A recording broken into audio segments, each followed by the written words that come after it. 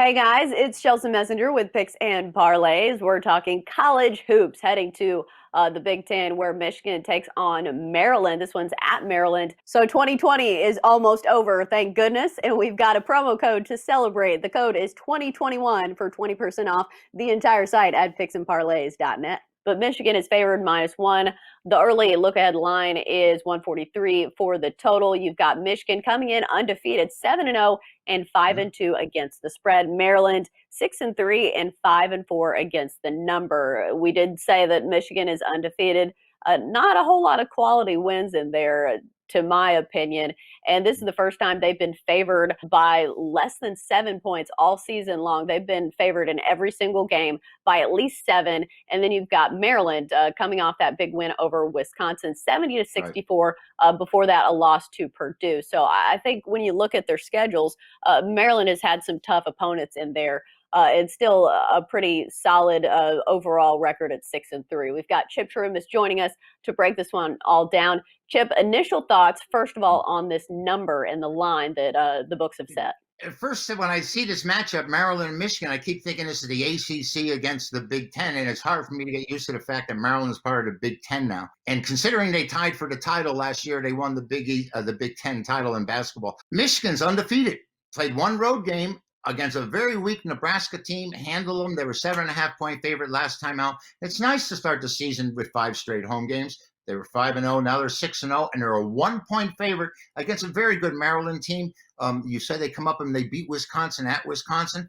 I think this game is going to come down to the wire, and I think that the Terrapins might be the side here with an undefeated team on the road, favored by less than 2 points.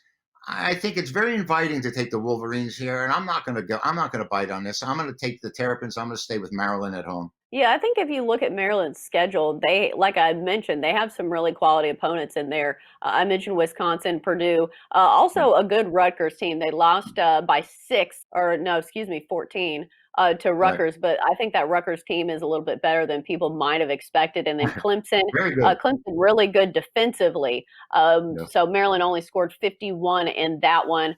I'm not sure how they match up with Michigan here. It does scare me a little bit just that this number is so short, because when it comes to college basketball, anything can happen in those final 2 minutes. 143 as the total. I'm not seeing any trends that super stand out to me when it comes to the total, but are you looking at anything when it comes to a total on this one? I'd say ordinarily in big games, I'd look to play the under. I mean, last week we had the over on the Gonzaga game when they played Iowa, and it flew over. It was easy. But instinctually, I look to play the under. Right, and these teams are not Gonzaga. Most teams in the country are not Gonzaga.